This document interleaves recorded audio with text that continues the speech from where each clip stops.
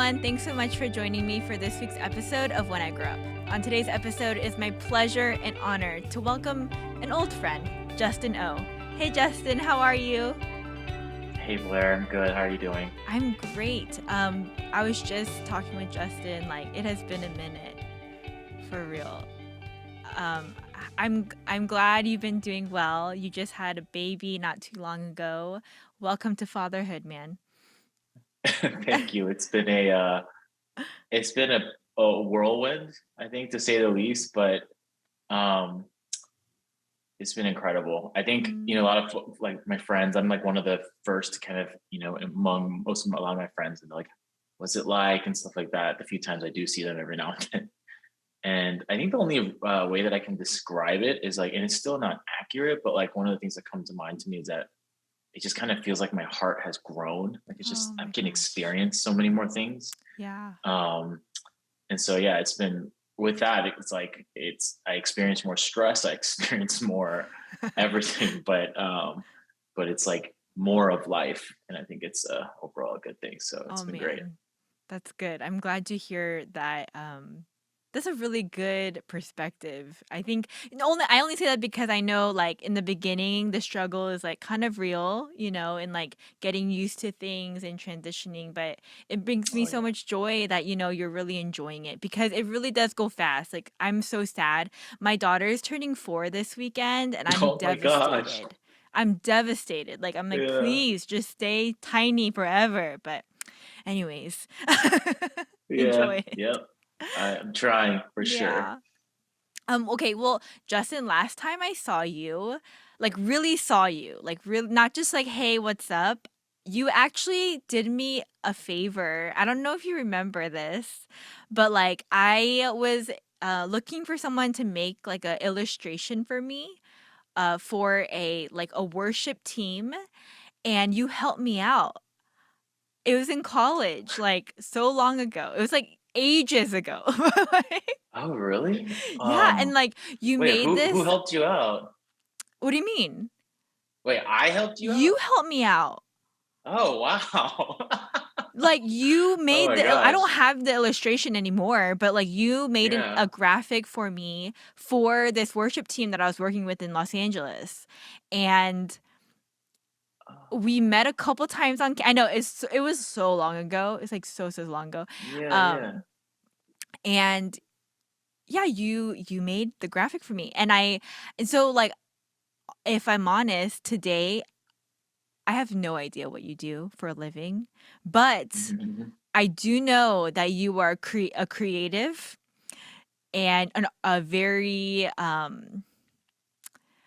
would like to say a person that thinks outside of the box for a lot of things. So Yeah. like I'm excited to cuz it's been forever. So without, further ado, Justin, what is it that you do? Yeah, that's a trip because I just didn't I'm like pieces of that I'm remembering because I remember Yeah. like meeting up with you like at like Jittery Joe's or something like Yes! that. You do Yeah, so remember. it's like yeah, I'm remembering, and I remember talking to you about James and stuff. Like I'm remembering like little Yeah. fragments of memories. So it's but I didn't know that was the sort of like thread. Like, So that's why? yeah, yeah. I just remember that. So I'm like, okay. But that's such a trip. Because it feels like a long time ago. It was a long time ago, man. Yeah, a We lot of are time has old. We are not passed. young anymore. Yeah, I have since caught the OLD. Oh, goodness. But yeah, to fast forward into now, what I do is I'm a my official title is that I'm a senior product marketing manager, and I work at a company called Discord. Um, And so, if I were to describe what a product marketing manager does, is it's different at different companies, Mhm. but it's a role that's pretty common in the tech world. They're sort of like I'm a counterpart essentially to what a product manager does, sort of Okay. like the other half. So imagine like if a product manager is someone who is working with engineers to build products, and that's like oversimplification. But then also to oversimplify what I do, my job is to take those products and sort of figure out how to tell the story around it, how to market it, how to position it, and then work with a different set of teams, like a cross-functional team of like designers and writers and people who manage, the blog, people who kind of manage social media, and basically put together like our plan, our campaign for launching that product, and essentially making sure that that product is driving adoption. So sort of like the builders on that one side, and then sort of like the marketers and sort of storytellers on the other side. Uh-huh. But that's kind of like one of the that's like one way to describe what I do. Mhm. I'd say that double clicking into kind of like that function, there's two sort of like primary let's say like muscles that I use. Um, one is like outbound, and so that's more so what I just described. Like we have something to launch, we have something we want to sort of like build a campaign around. Let's build a campaign, let's build a narrative, and create videos and create the assets and make sure people really get this feature, right? And then the other part is inbound, which is sometimes it's right after a launch, or sometimes it's before building a product, but it's essentially gathering all the intelligence and sort of the insights, and really like gathering the intelligence and turning them into insights for our team so that they understand who we're building for, what Okay. they're actually trying to do, so that trying to keep that sort of like that accountability layer to our building process to make sure that we are building something that people need and that it hits kind of like their expectations. And so that happens kind of like simultaneously a lot of times. It's like, it's not just like this week I'm doing outbound, this week I'm doing inbound, but like usually I am in those modes is kind of like a better way to look at it versus like a stage of things that I'm doing. But that outbound and inbound are kind of like the two sort of main components of what I'm doing. Okay. Um, wow. So I get the general picture, but I'd love to know a little more. First of all, what is Discord? Like, Discord is I need to get this part right, but we're trying to work on how to like position our product simply, but um, imagine a place where you can chat with all your wait, friends. I know. So, like, wait, is this the same Discord where like people talk on the phone and Yeah, like yeah, in you can one? talk in voice, you can chat, you can um, voice and texting are kind of like were the two main things that we built in the beginning. So yeah, a lot of people who play video games use it. It's kind of like our main sort of audience. You're kidding. Okay, no, the only reason my youth students all use Discord and my college students, like they're like Yeah, they'll that makes literally sense. it's like a conversational piece. Like, oh, last night I was on Discord, this, and this. I'm like, and they said this. I'm like, what is Discord? Like the exact same question. Okay, Yeah. I am familiar with it then. Okay, so that's the product. That's what the company. Yep. And then so the product that you would have to market is what? The product that I specifically work on is a group of products called Okay. so within Discord, there's, let's say, like we've kind of split up our companies into, or the different types of teams around sort of like the audience that we're serving, I guess, or more so of like the use case. So a lot of people use Discord for friends, and that's just like, imagine a more robust group chat instead of it just being an iMessage group chat. It's like we have like 20 different rooms. This is the room where we post memes. This is where we post videos. This is where we like, tech, kind of like go in and voice chat. And then there's the community use case, which is, um, let's say all the people who are into the Atlanta Falcons as fans, right? There's like 100,000 of those in one, what we call them servers. And so, or anybody who plays Fortnite, or anybody who plays Fortnite and specifically are part of a like one team or something like that. Like there's a lot of different Mm. use cases there, but that community use case of basically lots of people gathering together around like a shared interest, those products are the ones that I support. And so within that, we have a lot of different products, and it's the products that we build are largely focused around different sort of stages of the user journey. So when you're joining a community, there's different products that help make sure that you are kind of like feeling like you know where you've kind of gotten to. Um, and then there, when you're exploring a community, there's different products that help kind of guide where you might want to check out. And then when you actually want to like engage and interact with others, there's like different ways to do that. Whether you want to do like a text chat, or you want to be in a voice room together, or maybe you Mhm. want to do a screen share, or maybe you want to kind of like get on a stage and basically broadcast out to like, you know, a lot of people, and they can't talk to you, but you're broadcasting to them and they can chat in the on the side. So different kind of things like that. And then there's like the return part of the journey where, you know, we also try to make sure that they can be notified when there's something important happening to kind of come and check it out. So there's a lot of different products that kind of fit into that. And there's, I think, about 3 or 4 kind of product groups that I support. The other one I forgot is moderators, and they're like a really important part of the Discord like user ecosystem. So there's Mhm. admins who set up the servers. Okay. Imagine them being kind of like the sort of like the owners, right? And Okay. then there's moderators. Imagine them kind of being like the general manager or like a manager, right? Like they're making sure they're kind of going in between, but they're part of the team. They're just making sure people are feeling welcomed, but they're also making sure people are following rules and know where to go, and kind of like the helpers. And then there's members who are the ones that are like there to kind of just interact and hang out with each other. Okay, this is all really fascinating, but I just have a few questions. Mhm.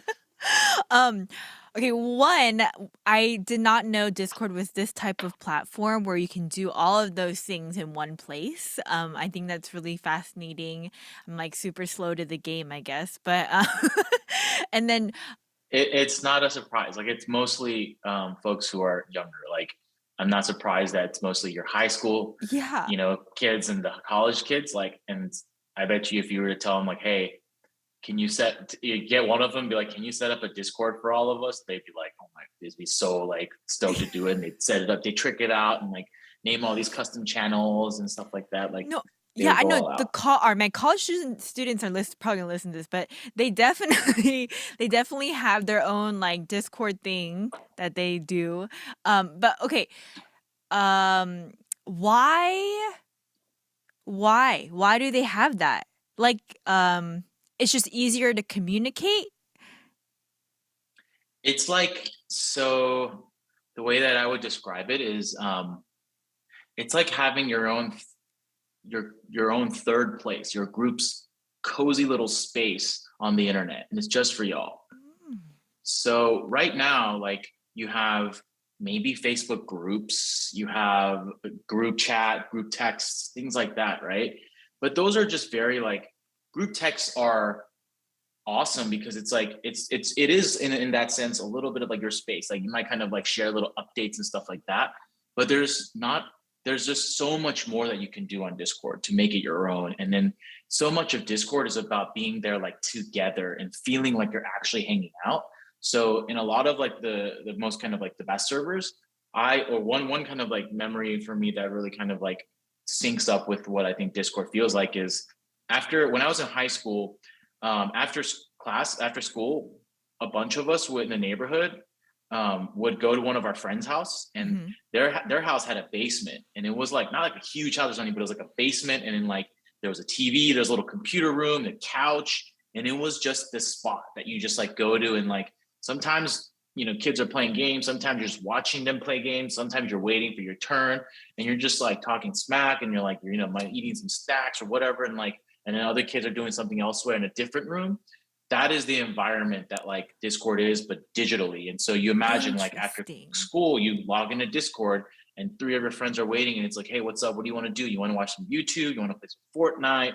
You know, like, oh, do you want to make some music together? Do you want to like, you know, play a game? Like all of that kind of is like that place where that happens is Discord. Wow, that's so cool. I love that explanation. It really paints a picture for me, and I'm like, "Oh, that makes sense." That is so like on point with this generation too, like what they need is very interesting. Okay. So now can you take me through, I was gonna ask you like what a day looks like for you, but I think what I'm really interested in and in kind of getting into the nitty-gritty of like what you like really do, I think that's what I would love to know. Like maybe even from the genesis of like you receiving whatever it is you need to market to like Mhm. the out what did you outbound? Yeah, Um yeah. To like launching a product and yes, yes. driving Could you take me through like what adoption. that might look like for you? Like for you Yeah, as the senior marketing person.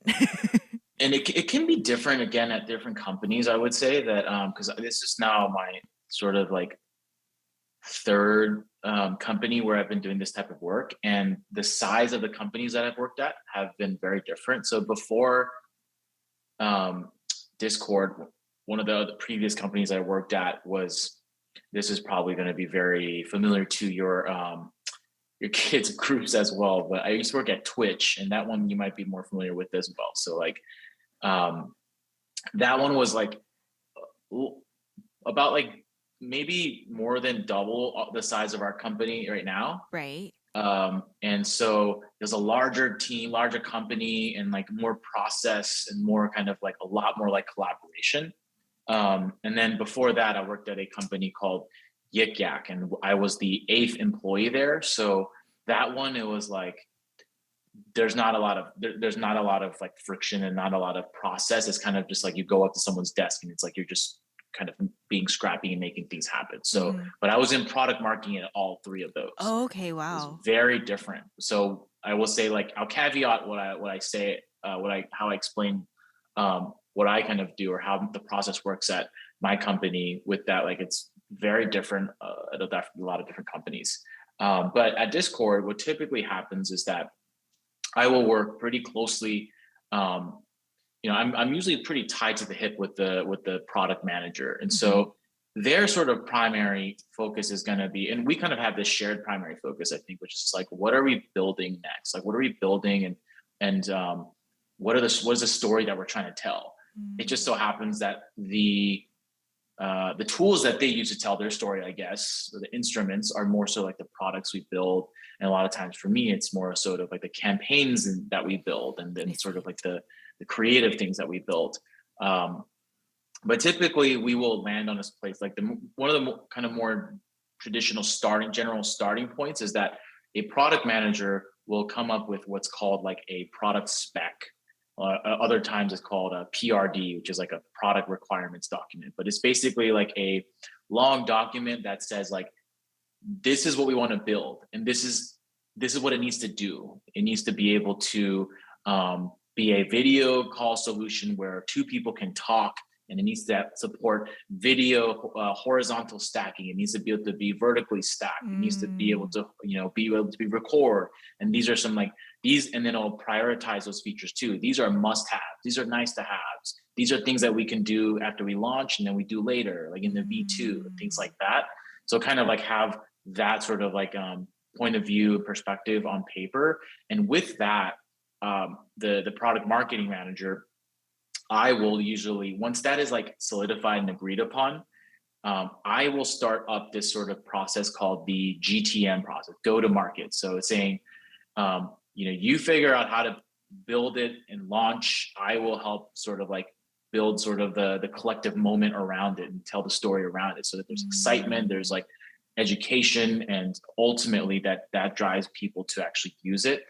And so I will kick off a process kind of in parallel as they kick off the building process. A lot of times I will kick off sort of this process where we are I'm working with what's called like the marketing cross-functional team. So like within the marketing kind of organization, there are certain people who are specialists in different channels. So there might be a team that specializes in social media, a team that specializes in blog, Mm. maybe another team that specializes in events, email, like all sorts of things. Again, this is all different. That might be one person at companies, that might be 30 people at some companies.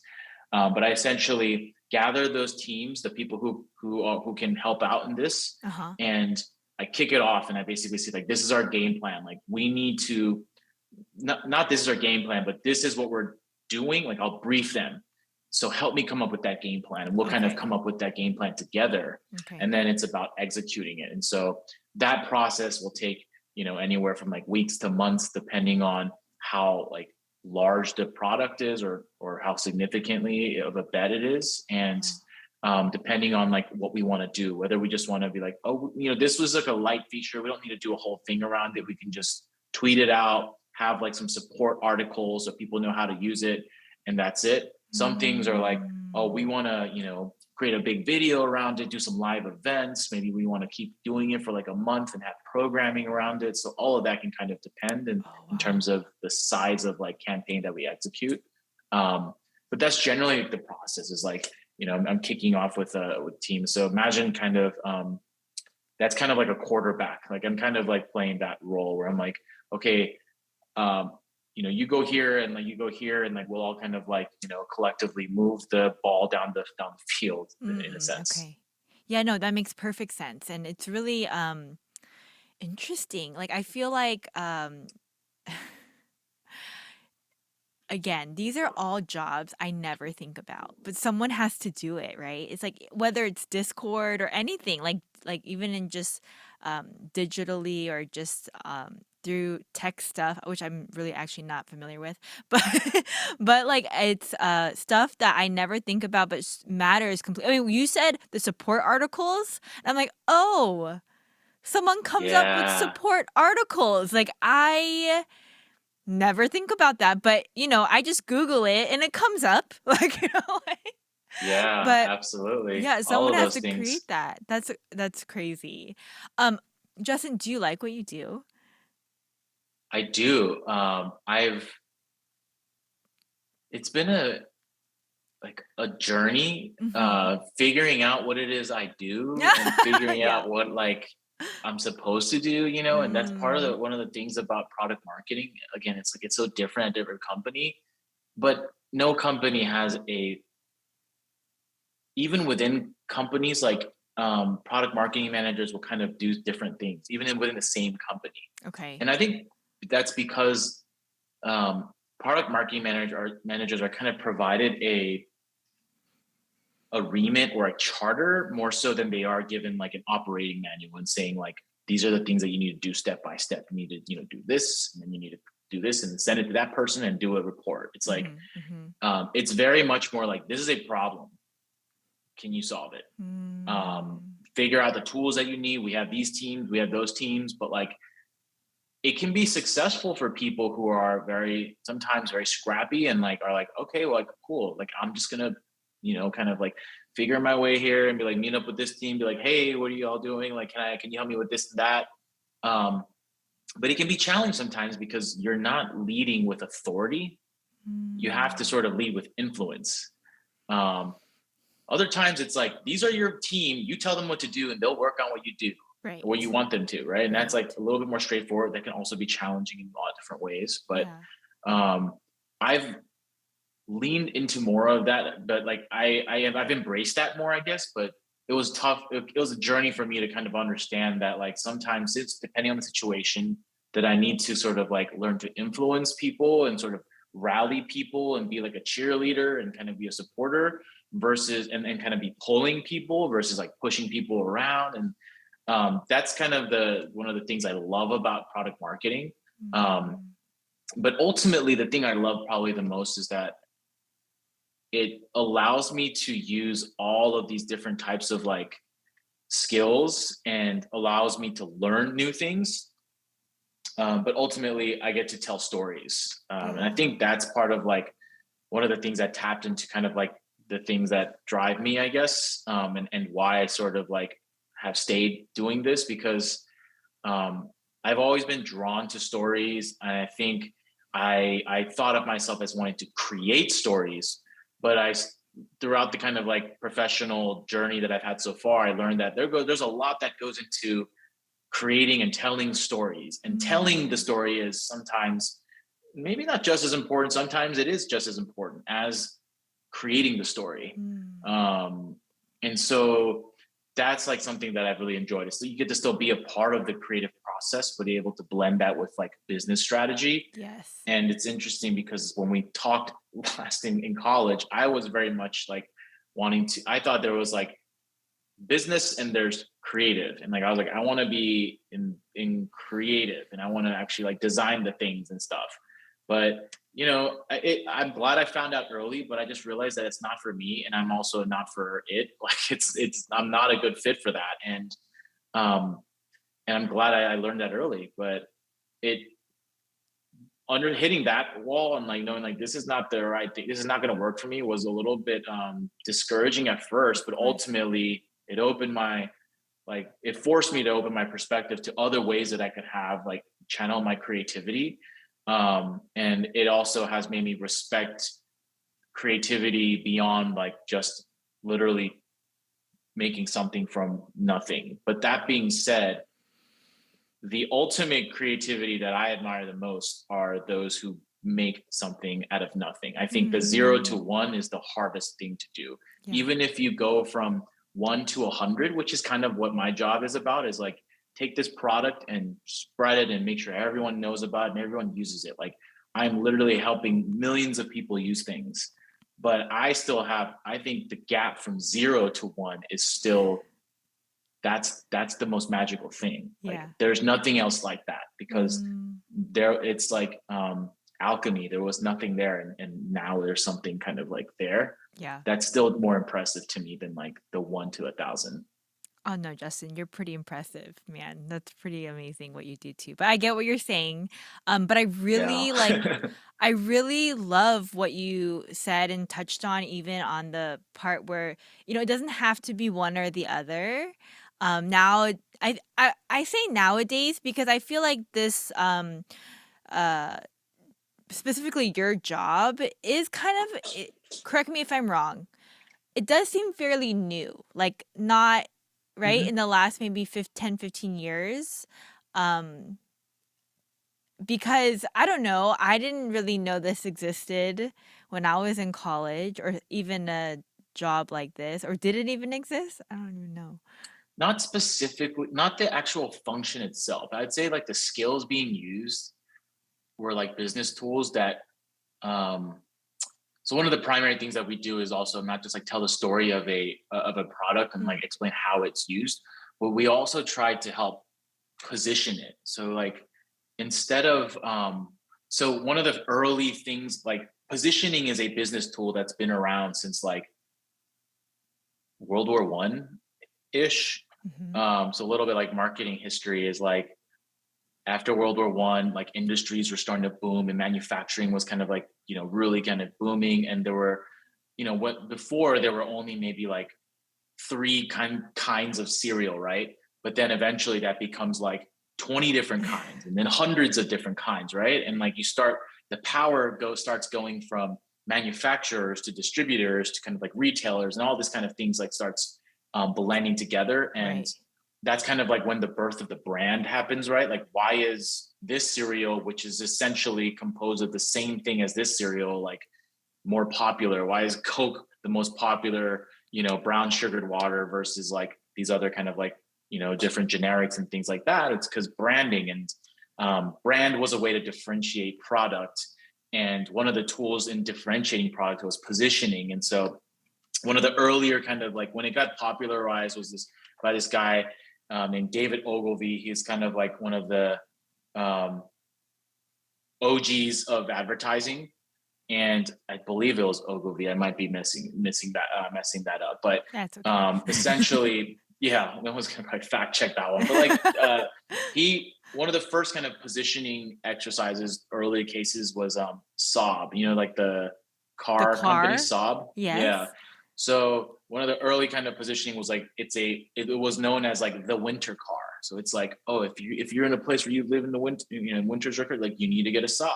And think about kind of like these days too, right? Like a Subaru, that's kind of the more outdoorsy type of thing. If Right, you have a right. dog and you like going hiking, like going adventure, like get a Subaru. If you're about safety, like Volvo. Like that's all based off of like, a lot, not just the products, but also the stories that they continue to tell around their product, right? When you look at Subarus, a lot of times they have dogs in their ads. Like they show a dog jumping into the car and like loving it, and like dog, dogs like flying, hairs flying and stuff like that. It's like there's all of those things help kind of position their car as like this type of to be used in these type of conditions in these cases. And so um yeah, like that's why I think it's relatively new as a field. It probably started the more the kind of like current and contemporary product marketing industry field sort of like is more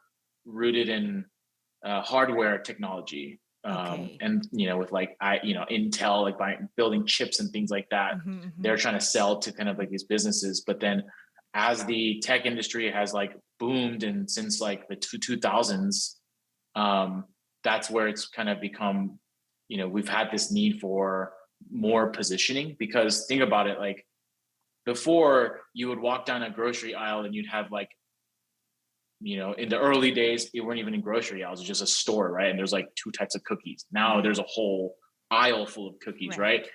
Imagine that jump from like 2 to like 20, but then imagine 20 to 20,000 to 200,000. That's what the internet has done, right? There's Yes. literally Yes. hundreds of thousands of every Hundreds of single thousands. thing. Yes. It's so easy to replicate stuff. Like, so how do you actually, as a company, differentiate yourself? Like, when what you're building is essentially the same thing as everything else, it's going to have to be about like what the stories that you tell, how you build it, why you build it. And these types of things are becoming more differentiators. And so, as a um, job function, like that's why I think product marketing has become like more solidified, and it's becoming more kind of commonplace at companies, especially at tech companies. That is so great. Like you're like a well, first of all, I feel like I'm being brainwashed, but by marketers. And secondly, like you're like a almost like a psychologist, sociologist too. Because like what you just said, right? Like how? Yeah, you're right. How do you decide on anything? Like I as you were saying that, I've been looking for stuff for my daughter for her birthday just on Amazon, and there's like 5 of the same product, a little bit different in price. And I'm like looking at the, reviews and stuff, but I'm like, why are there so many of these things by different companies? Like Mhm. how do you choose? And like for me it's like reviews, right? Like I'm like, okay, this product people like this more, bought this more, whatever. But Yeah, um that's really fascinating, that Justin. becomes exhausting on Amazon too. That I'm in the same boat. Like I'm like, oh, we need to buy this thing for Jaden, and then it's Yeah. like there's 400 pages of the same thing, and it's like, okay, like what's the difference between the 7.99 version versus this 10.99 version? Nothing. Nothing. Nothing. And then the reviews are misleading because they all have 4 stars. They all have 4.5 stars. And then so I'm like, okay, well now do I have to look at like the pictures in the reviews? And do I have to look at the recent reviews? And that's where brand helps kind of provide those Yes. shortcuts. Because Yes.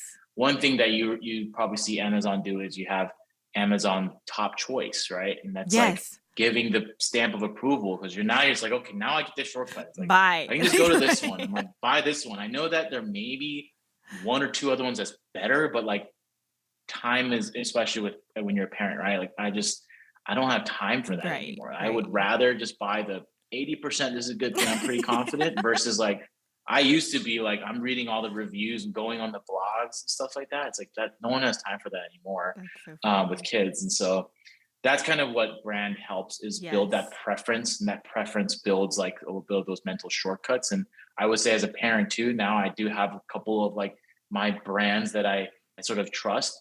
Of I course. think I only maybe only one, but like I just bought a new thing from them. Baby Frida baby. Yes. I love That's Baby a brand where I'm Frida. like, every little thing that I bought from them, it just kind of works. It's not like Mhm. amazing technology, or it's not like a smart thing where it like, notifies me on my phone, but it just works. Like if I need to Yes. pull snot out of my Yeah. kid's nose, like that just works. I'm like, cool. And then like recently I bought a little toothbrush, and it's like the toothbrush, the ones that we were getting before on Amazon were like wearing out really quickly, Uh-huh, uh-huh.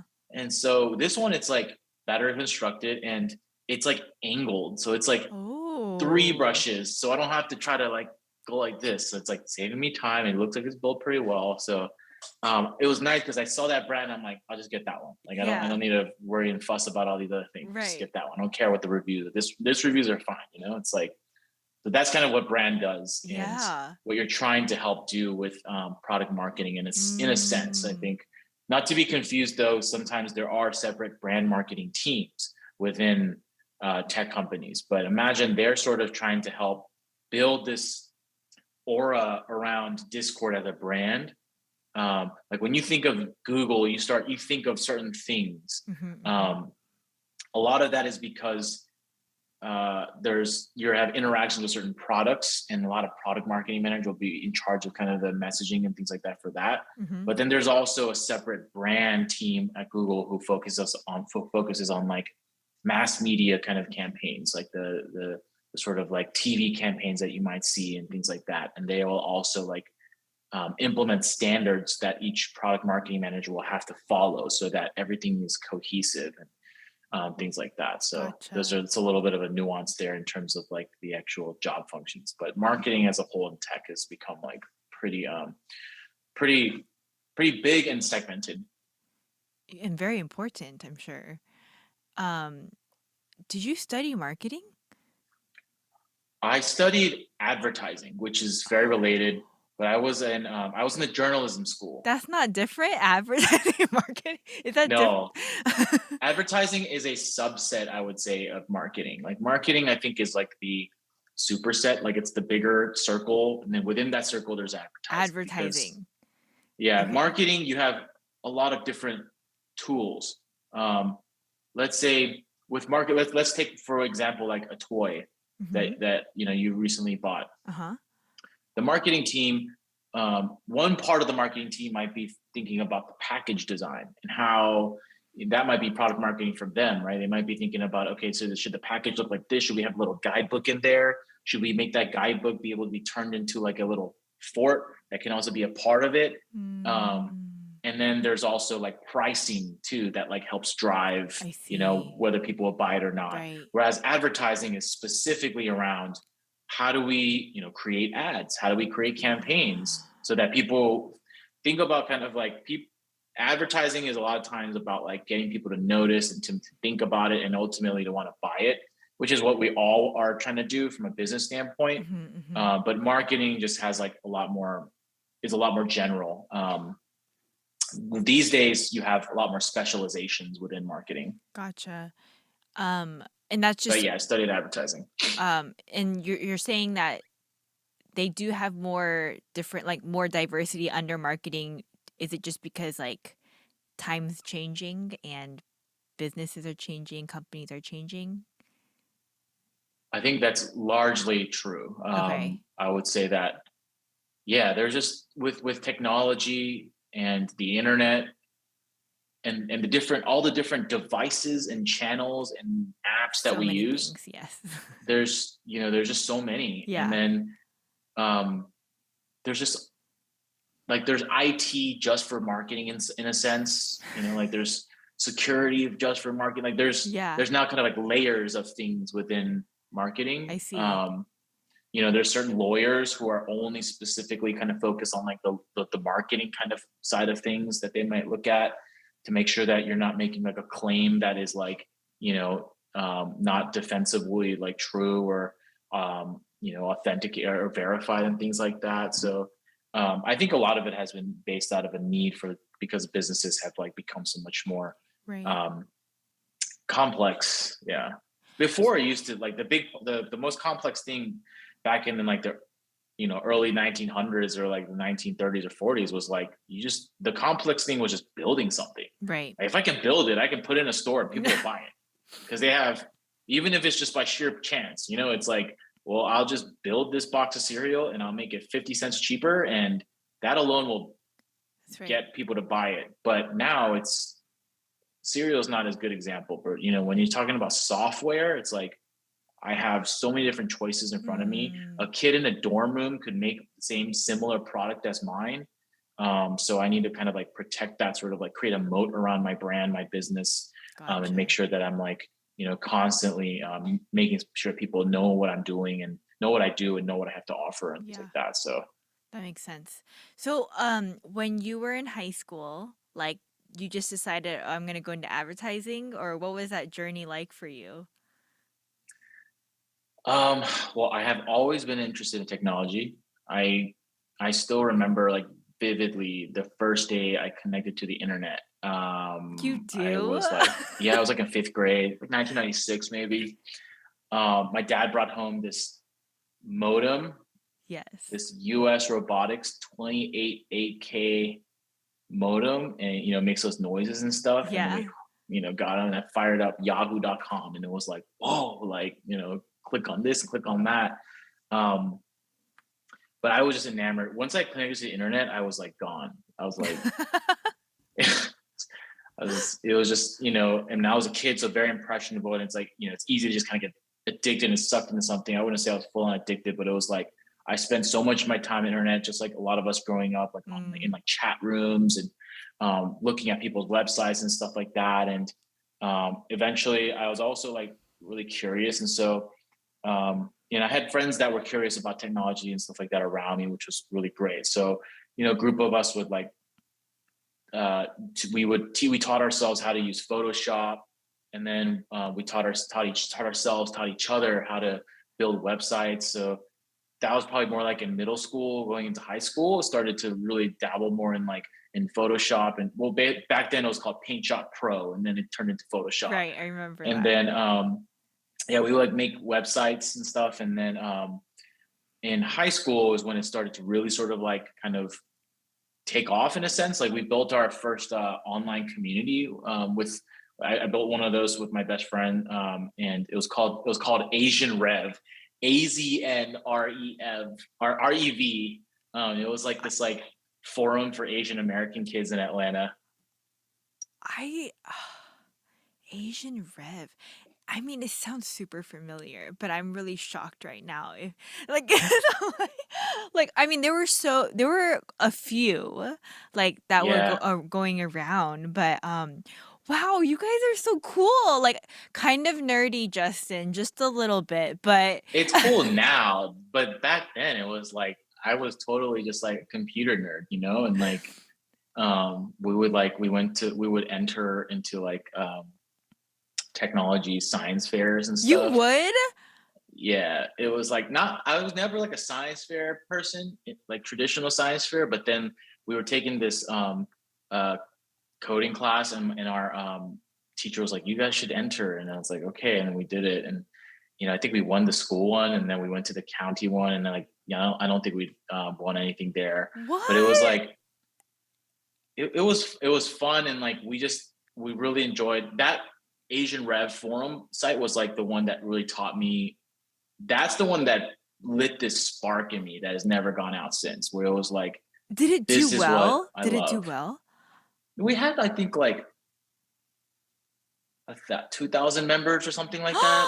Oh my And gosh. then the crazier part is that we had like 80,000 posts or something. It was in something insane where it's like, kids back then were just like posting online all the time after school, right? So Yes, it was we just like, were all the we were time. using forums like it's like chat, just like, oh my God, blah, blah, and just like posting about this and that, all these different sections and stuff. And then I think we eventually had to shut it down because my friend was paying for the server fees with his Yeah, I parents' was gonna credit say, how did cards. you even afford that? With Yeah, I think we got in trouble, and we had to shut it down. Uh, that's basically, I think, how it ended. But it was really. I look back on it now. It was like a watershed moment for me because Mm, didn't have a ton of our like Korean American, Asian American community was like in a way it's like a diasporic yes. community, and so it's like every Saturday I used to go to Korean school, and I would see like hundreds of Korean kids. But then at school, it's like one of 20, one of Yes. 30 Korean kids, and that was a lot back then. Mhm, Some mhm. some at some points it was like I was one of 5, 10, and some people grew up being the only, and that was always like a disconnect for me. And like the internet was the amazing thing looking back now. Like the amazing thing about internet is like we're all together, even though we're all Amazing. apart, Yeah. and that gave me a taste of like, and I think I still to this day think like that is the true power, one of the true powers of the internet. Um, and so building that gave me like sort of a high and like a kind of like validation of like, yes, like this is I'm making something here that's like Mm. bigger than me. and at such a young age, like it was like the Mhm. coolest thing ever that people So were cool. using this I'm so thing. shocked right now. I'm not even joking. I like, and I think I'm just okay. If I'm honest, like I didn't know. I didn't know you were like really techie and like kind of a computer nerd growing up. I mean, I only met like cool college Justin, and so Yeah. That's so cringe, but so accurate because college was like I didn't continue that. I think Mm, I continued different parts of it, and I'll mhm. say another thing that layered into this around that sort of phase of my early kind of like high school years was video games. I played a lot, just like every other kid, but like I just took it probably a couple steps further than most kids. Like Oh, I okay. Yeah, I got really into competitive Counter Strike. Really? Yeah, once I got into it, it was like I could not stop. I probably did get addicted to playing that, but then I was just like I needed to win and be the best, and like I didn't know. I guess I had this like competitive streak as like that drive as much, but like I got really good at it, and then my friend and I got really good at it. The same one that I built these websites with, and we started competing in tournaments, and then we like would travel, and this was all like I'm like putting my computer in the back of my car and going to tournaments and stuff like that. But we would like do pretty good, and then the pinnacle of that was probably my senior year. There was this big tournament, and back then it was like the biggest tournament in the world, where all the international teams would compete. And so I competed in like the most professional event as like a 17-year-old or something like that, maybe 18-year-old, and I was the leader of the team. So that was really cool. Just like Oh, I I'm think so most like of my shocked right now.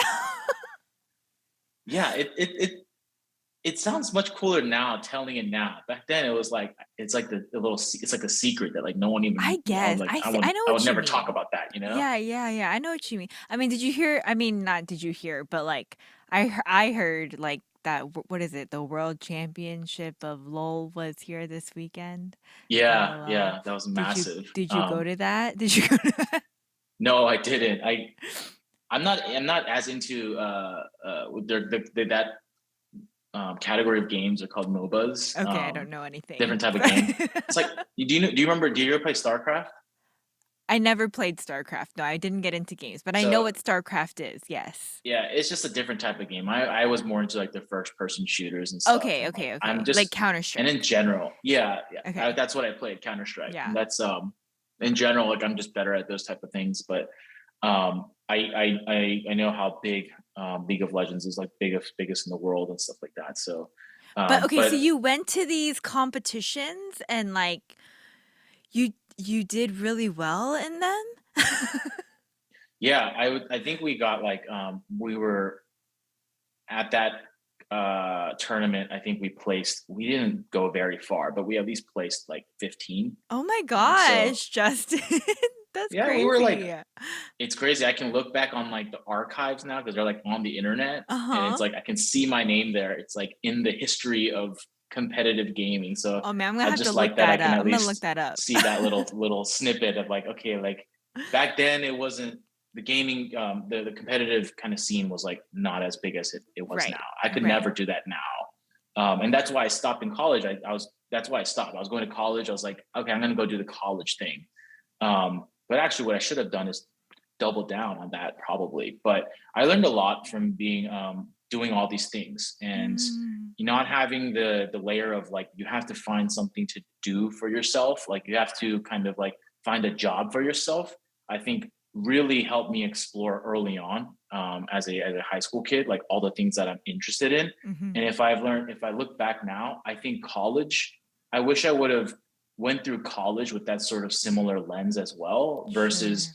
college being positioned in most people's minds, especially in Asian, you know, children's kids' mind, is that like this is where you start like your baby steps towards a like a job, an occupation, right? As opposed to maybe more of like a Judy always said like vocation. So it's like Mm. a need in the world, and like the intersection of like what you do best, and a vocation of like the need in the world is like your purpose. And so I don't think I understood my personal purpose was until sort of honestly like recently. But Sure. Yeah. Yeah. um, Yeah. college was like one of those more functional things. And actually, to be more frank, like college was more of like a party chapter of my life. Like it was Mm. more about socializing and like and playing with friends and stuff. And that was important too. But I think I wish I would have focused more on the learning part of things, because I was always sort of like sharp as a kid, clearly, because it's like I'm like doing this type of stuff. And I Yeah. look back, I'm like, you can't just do that if you don't kind of get things really quickly. But I went through college in an academic sense of like, let's just put it this way: I try to stack up my GPA as well as I could. Like, I ended up minoring in Korean, not because I love Korean, but like I'm just, and I didn't need to take any class in Korean. My Korean is really good, Right. but I took it from the beginning level all the way to the end because I wanted that free A to help my GPA so that I I could keep see. hope. And so I kind of played the system, right? I kind of Sure. felt like I knew the game of, to me, the game of college was about getting a good GPA to get into a good job, etc. Hmm. I wish I had looked back on that and known the actual true game of college, which is to learn, to Mm. enrich myself in different subjects and things like that. But one of the things I did stumble into that I enjoyed was advertising. That was my Mm. first class, one of my first classes, kind of in junior year or something, sophomore year, and I was like, I'm like really actually liking this stuff, learning about this stuff, how you kind of like can turn sugar water into like the most popular brand in the world, and Coca-Cola and things like that. So I started to pursue that more and more. And that's how I ended up. I was like, if I had to choose something I'm going to major in, then I'm going to choose advertising. That's how I ended up advertising at the University of Georgia, was in the journalism school, which I think was in hindsight good too, because I align much more with like journalistic values than like pure business values. Okay. Um, and so that's something that stayed with me as well to this day. And so um, I went into advertising because I wanted to be the ones like creating the ad, designing the ads, creative kind of stuff. But then, that's probably around the time when we kind of did this whole flyer stuff. I was trying to like build my Yeah. portfolio probably, but I quickly learned that like I just don't have what it takes right now. Like I saw what you need to get there, and there's a lot of these like institutional check boxes that you have to check, Hmm. and I just didn't want to, again, like I didn't want to do that. Mm. I think maybe I was also afraid of like committing to do that. So, and it was also expensive. So for all these reasons, I was just like, I don't know if that's just maybe not the right thing for me. And I'm also not enjoying the client like freelance work that I'm doing through the Mm. clubs and stuff. And that's around the time when Facebook and Twitter started blowing up as not just like tools that we use that's as like students, but businesses were starting to Yeah. kind of like use them. And so by the time I was about to graduate, I was like, oh, like I think this is an area I kind of get really well. I can be creative, but I don't have to like build a thing. I can build the strategies and help companies like, take advantage of this, because I really get both sides of it. And so that was actually my first job, was in social media as a social media strategist, probably one of the earlier ones back in the day, because there weren't that many, um, at an advertising agency. And you know, Oh. it took me like, this was what, oh 09. So, there weren't a lot of, the job market wasn't that great still.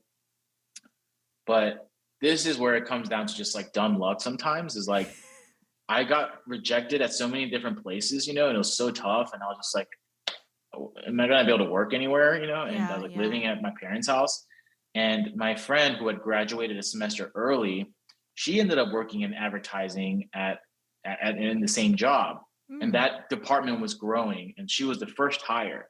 And so she didn't even really like advertising and stuff, but she kind of landed it because it was tough for her to find a job. And then her cousin, who was friends with the boss, was like, hire my cousin. Like, she's smart. She doesn't know all this stuff yet, but you need an entry level. She's just smart. She'll get it. Like, just hire her.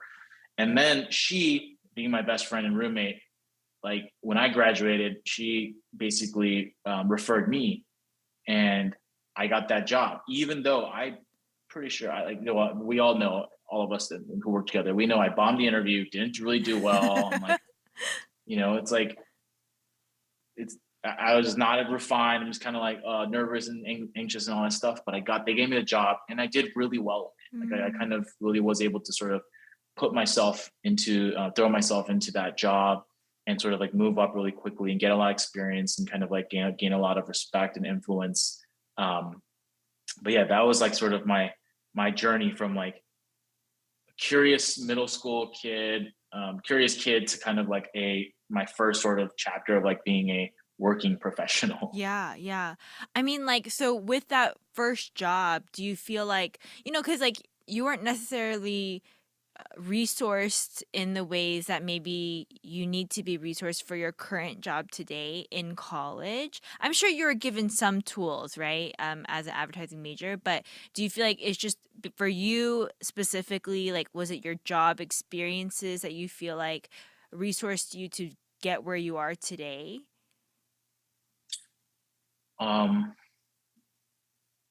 yeah, I would say that it's like, product marketing since then has become a much more like well-defined career track in some sense now, but it's there's just so much, it's like such a spectrum. But um a lot of times people are looking for previous experience. Mm-hmm. So the tough part about product marketing is that it's a tough job to break into in the beginning. Like your there's not a lot of entry level product marketing I jobs, see. Okay. um, because the role requires not just like some skills that you develop in a specific job before, but really just a sense of collaborativeness, like being able to. Uh, if I look at myself as a new grad, and I look at like myself like 5 years after that, the difference in a lot of ways isn't just like what I know, but in terms of like raw skills, but like in technical skills, but more of it is just like being able to carry myself in a way where I can just go in and be like, yeah, I know I don't know a lot here, but like we can Mm, figure it out, and just kind of like being a little bit more confident, like knowing how to navigate stuff. And then from an employer standpoint, it's like an autonomous worker, someone who can just throw out a problem and they can just like do it themselves, and you don't need to kind of like guide everything. And there's just, because of that, there's not a lot of today like only like the largest companies I think have like entry level product marketing jobs where you'll start as like a junior product marketing manager and maybe kind of like learn the ropes and stuff like that. mm-hmm. But really what Mm-hmm. you're learning the ropes of more than like the, I think the sort of the skills of the trade are more so like the culture of like how to sort of like move and influence people and kind of insert yourself and things like that. That being said, like there's people who are like very adept at that right out of college, and I've been blown away by certain like Sure. new grads that sometimes hit me up. I talk to them like, you could do my job, like Mm, in 6 months you'd be there, like you would mm, get it.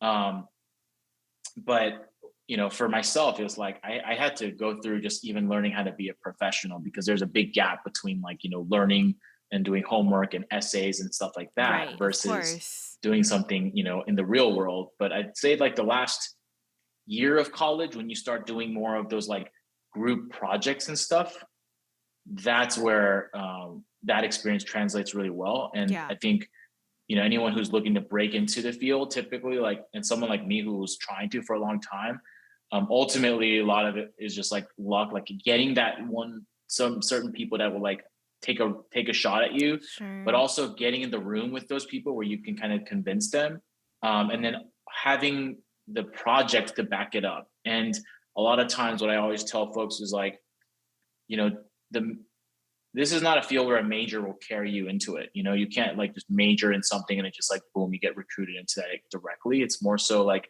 you need to show that you are like entrepreneurial, and that's kind of that's the factor that people are looking for the I most. Like, see. and with that, it's like building things yourself, like your projects, building things for yourself, and like finding a way to exercise these skills even without having a job kind of like requiring you to hit a deliverable or project. So I might, do like some things that I've done in the past on the side. This is like after my career, after I've been in my career, but like a pop-up restaurant. So like doing things like that. And if I were to turn that into a case study, that would be like on a resume or an interview, that would be something interesting that you can talk about from start to finish, and how you marketed yourself, how you thought about how to position it, how you made sure that your menu only consisted of three things, and how you presented that menu, how you priced it, what are the messages that you use, what are the channels that you use to get those messages out, like what are the ways that you got people to come back, how did you create loyalty, all these things. It's like there's so much rich stories that you can tell around that, of Mm-hmm. something just like so simple. But Mm-hmm. that's that's where I think there's a lot of like, a gap today between like college and breaking into product marketing. Yeah, man, but you're right. It's like what you just said, even just the example you gave of making a pop-up, right? Like so much thought and work has to go into make something out of nothing, as you mentioned earlier. And it makes a lot of sense what you're saying. Even just showing companies like this is what you can do, you really have to put the work in order to do it. But sorry, I just feel like um, people miss that sometimes, right? Like you have this great job at Discord, but the in between sometimes is lost. Like I think people look at just the glamour and glitz of it, and it's like they forget the work that was put behind before you entered into the position you are in today. And with that being said, like Justin, do you have anything to add? Like maybe someone's listening, they're like, "Hey, you know what? This kind of jives with me. I really like a lot of things that Justin said. Maybe this is something I'm interested in." You gave a lot of great advice just now, but do you have anything to add for somebody that's kind of thinking in those terms? I would say to cultivate your curiosity and make sure that that curiosity has an output or an artifact. But that's like So easier. How, what do you mean? Like that's so easy to say, but like how yes, do you do that? yeah, like that's a very conceptual statement, I think, but a very practical way of looking at things as someone who's like younger than might be just to like make sure that anytime I'm curious, go track it down, learn about it, create a report about it, create a one-page Mm, summary about it, learn the art of synthesizing information into a distillable TLDR, right? Like that is, and that's something I think that a lot of Gen Z like kids these days, they already do. They don't even know it. right. That's the beauty of it, is like you're already doing it. You're already processing all this information between like TikTok memes and like Twitter trends and all this stuff, and then you're explaining to your friend. You're catching your friend up on like what happened.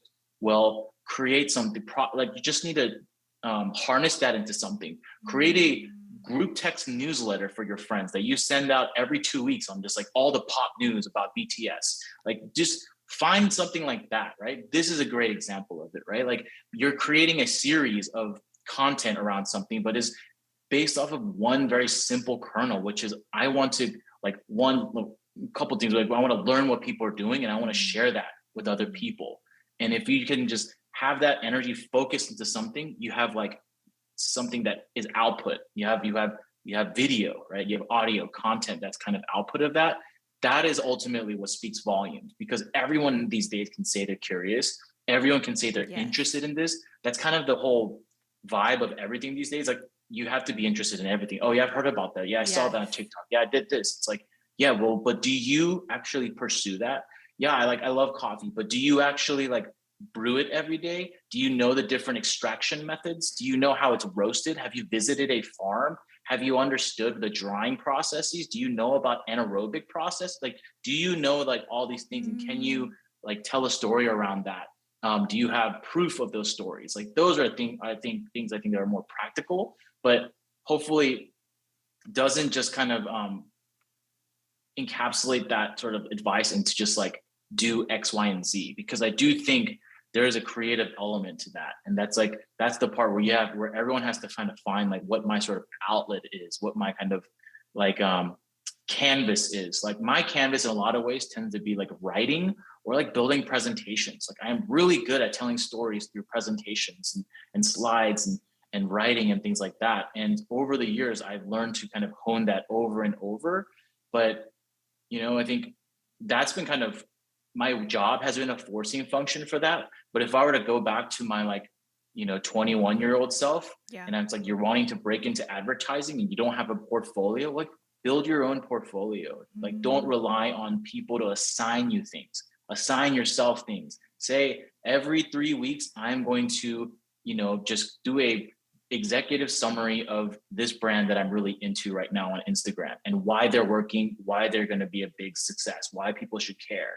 Or every week I'm going to talk to a different professional who's in a different field and create a podcast. Like that is, I think, is what you're doing, I think is probably like one of the biggest kind of things that I wish I would have done more, wish others would do more, because Mhm. those are the things that really kind of speak volumes, and is really like proof. It's proof that this person can do things, can make Mhm. things, can apply skills in a very um, focused manner. Sure. Yeah. No, and I appreciate you even saying that, but I will say, as you were talking, uh, conceptually, I'm like, yeah, that is great idea. Everyone should do that, right? And then I'm like, man, that is so challenging. Like how disciplined a person needs to be. And then you brought up the podcast, and I'm like, you know what? You just got to do it. You just do it. When you just do it and make it happen, it's not as hard. Cause like my problem is I have all these ideas sometimes, and I'm like, oh, that's a lot of work.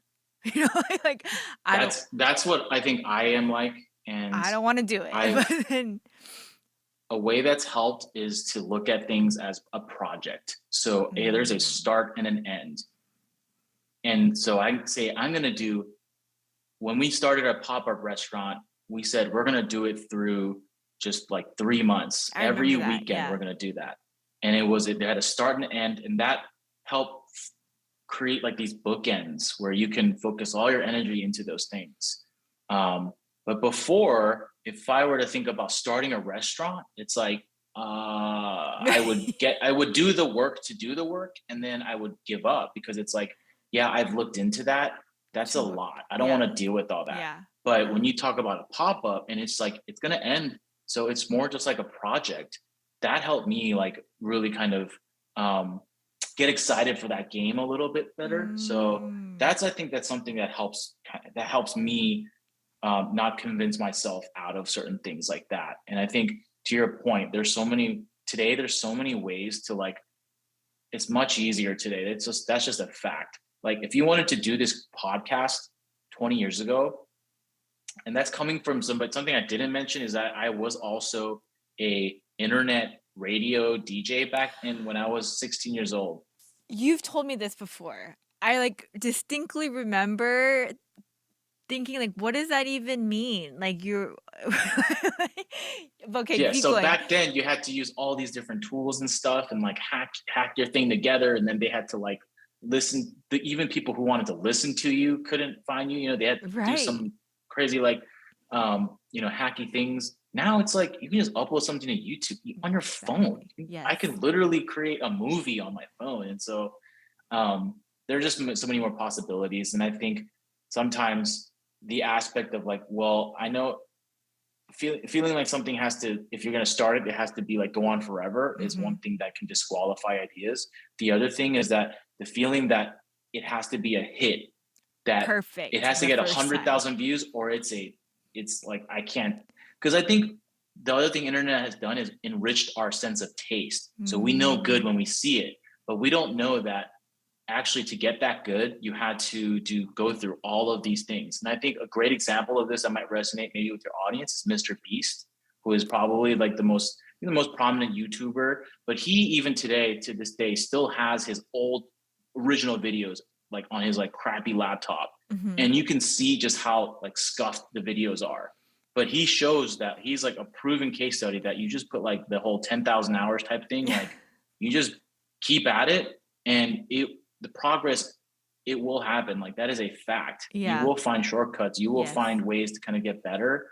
And so today I think like that is like that's proof of that. And I wish I would have known that a little bit more, because I probably wouldn't have quit a lot of the sports that I quit. I probably wouldn't have quit playing the trumpet or the tuba or the baritone or like all these Whoa. things that I got into.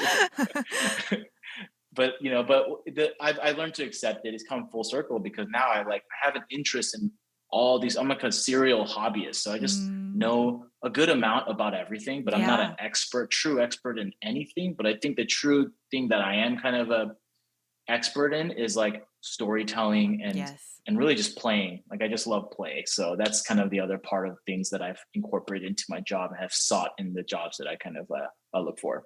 Oh man, that's so cool, Justin. I really appreciate everything you said today.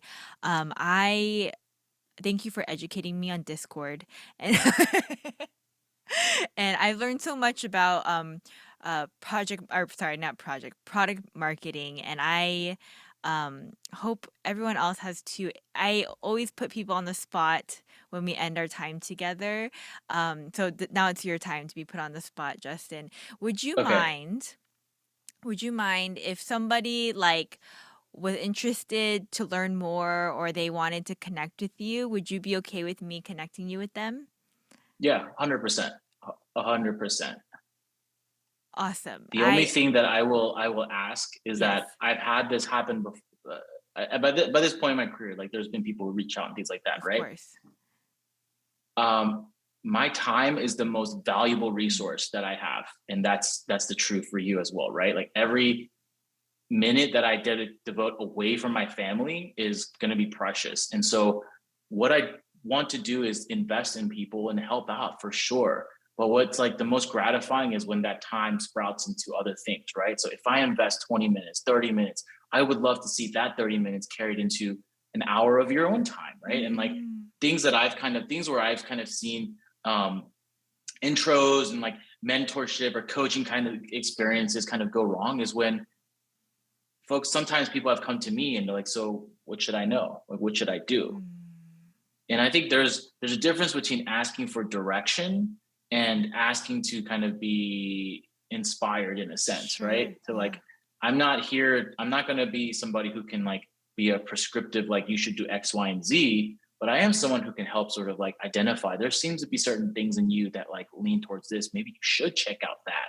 But Mm, I'm not the type of person that's going to be able to be like, you should go like do this program and hit this thing and do that. Like that's mm. not what I can do. And so I always appreciate it when someone comes with like a sense of curiosity Yeah. and a focused curiosity, right? Versus like, I just really want to be where you are. Like, Yeah. tell me how to do that. Cause like I can't, because I got lucky and a lot of things had to happen the right way for me to get where I am.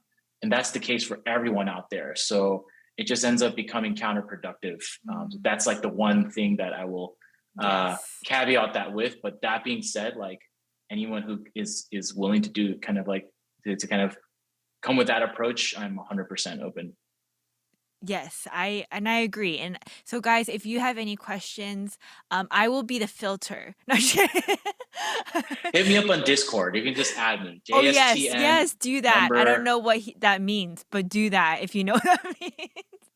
Actually, here I'll just share my Discord handle, which I think is JO7 pound 7777. So I will get that from Justin in case you missed it, or just rewind a little bit if you Yeah, missed it. But DMs are um, open. yes, Justin, thank you so much again. Guys, if you would like to connect with Justin or have any questions or just comments, feel free to DM me on social media or you can email me at podcastwigu@gmail.com. Thanks, guys, and thank you, Justin. Until next time. Thanks so Bye. much.